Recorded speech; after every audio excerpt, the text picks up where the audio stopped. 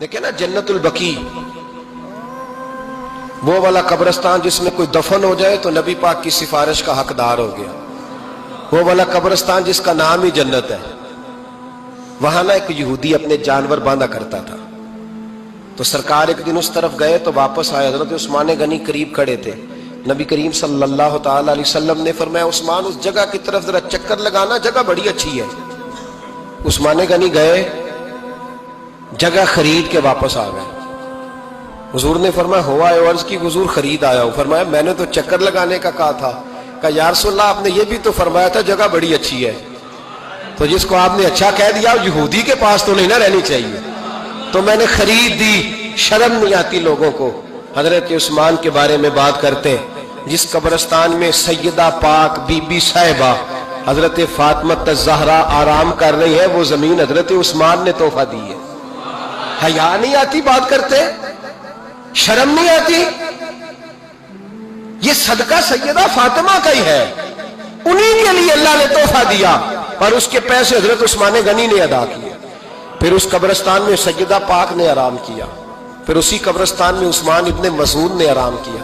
پھر اسی قبرستان میں حضرت حلیمہ سعدیہ لیٹی ہوئی ہے. اسی قبرستان کے اندر نبی پاک کی زوجہ سیدہ عائشہ آرام کرتی ہے. پھر اسی زمین پر میرے محبوب کے پیارے نواسے امام حسن آرام فرمائے.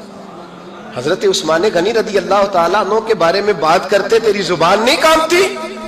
ان کو بات کرتا ہے جن کے تحفے اہل بیت نبوت نے قبول فرمائے اور وہاں آرام کرنا انہوں نے پسند کیا. اتنا بڑا جرت بند ہو گیا تو. حضرت سیدنا عثمان غنی رضی اللہ تعالیٰ عنہ سخاوت کی تو کمال کر دیا حضرت عثمان غنی. اور پھر ضرورت سے زیادہ پیسے دے کے وہ کنویں کی بات بڑی معروف ہے، میں نے بس اشارہ کرنا ہے. نبی پاک نے بھی اعلان کیا تو بڑا ہی اعلان کر دیا. فرمایا وہ میٹھے پانی کا کنواں ہے، قبضہ یہودی کا ہے. جو بندہ خرید کر وقف کرے گا نا اسے کیا ملے گا؟ تو حضور نے فرمایا میری جیب میں جنت کی ٹکٹ ہے، میں اسے جنت دے دینی. یہ ہے عرض جنت، یہ طیبہ کی زمین ہے. جنت بھی یہی، مال کے جنت بھی یہی ہے. جنت لے لے مجھ سے، لے لے. حضرت عثمان غنی گئے، اس کو کہا بھائی کنواں میرے ہاتھ بیچ دے. کنویں کی قیمت تھی 500-700 دینار. تو حضرت عثمان 500-600 دینار کل کنویں کی قیمت تھی. جناب عثمان غنی گئے، یہودی کو پتا تھا کہ یہ خریدنا چاہتے ہیں. فرمایا یار یہ کنواں بیچ دو. کہنے لگا نہیں بیچنا. فرمایا قیمت منہ مانگی. کہنے لگا قیمت میری مرضی کی. کہا تمہاری مرضی کی؟ اپنی اپنی اوقات ہوتی ہے نا قیمت لگانے کی. تمہاری مرضی کی. کہنے لگا میری شرط ہے میں ایک دن کے لیے کنواں دوں گا، ایک دن میں ایک دن آپ. فرمایا یہ بھی منظور ہے. کتنے پیسے؟ اس نے کہا میں 3000 دینار لوں گا. 500-600 کا ہے. حضرت عثمان غنی فرمانے لگے تو نے اپنی اوقات کے مطابق 3000 مانگا ہے، میں 40,000 لے کے آیا تھا. اپنی اوقات کے مطابق مانگا. 40,000 دینار میری جیب میں. یہودی کہنے لگا عثمان تو تاجر ہے، اور عام تاجر نہیں، عالمی سطح کا تاجر ہے. لوگ تیری تجارت کی مثالیں عرب میں دیتے ہیں، پر 500-600 کا کنواں 40,000. فرمانے لگے مسئلہ کنویں کا نہیں، مسئلہ مصطفیٰ کے فرمان کا ہے. وہ جو حضور کا فرمان پورا کرنا ہے نا اس کے لیے 40,000 تھوڑے ہیں. میرے پاس تھے ہی اتنے جو لے کے آیا ہوں.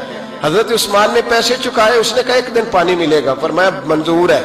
وہ ایک دن بیچا کرتا تھا پانی. حضرت عثمان نے اعلان کر دیا جو میرا دن ہے نا فری پیو، اپنے بھی پیو بیگانے. دیکھیے نا بڑی معروف حدیث ہے صحیح مسلم میں. نبی پاک صلی اللہ علیہ وسلم آرام فرما رہے تھے. حضور نے تامت مبارک باندھی ہوئی تھی، لیٹے ہوئے تھے سرکار.